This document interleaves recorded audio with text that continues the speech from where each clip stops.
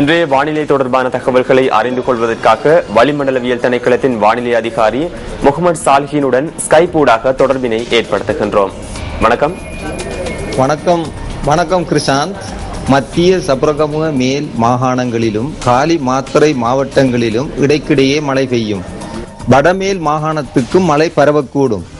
தென்மேல் பருவப்பேச்சு காற்று பலமடைந்து காணப்படுகிறது. இதன் காரணமாக மத்திய மலைநாட்டின் மேற்கு சரிவுகளில் சற்று பலமான காற்று வீசக்கூடும்.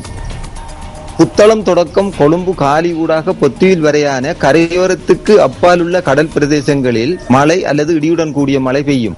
காற்று தென்மேற்கு திசையினூடாக மணிக்கு 20 தொடக்கம் 40 கிலோமீட்டர் வேகத்தில் வீசும்.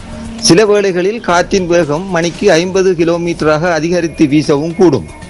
மாத்தறை தொடக்கம் ஹம்மாந்தோட்டை ஊடாக பொத்தியில் வரையான, அத்துடன் கொழும்பு தொடக்கம் மன்னார் காங்கசன்துறை ஊடாக திருகோணமலை வரையான கரையோரத்துக்கு அப்பாலுள்ள கடல் பிரதேசங்களில் காற்றின் வேகம் 50 முதல் 60 கிலோமீட்டராக அதிகரித்து வீசவும் கூடும். இவ்வாறான வேளைகளில் இக்கடல் பிரதேசங்கள் கொந்தளிப்பாகவும் காணப்படும். நாட்டை சூழ உள்ள ஏனைய கடல் பிரதேசங்கள் சில வேளைகளில் கொந்தளிப்பாக காணப்படலாம்.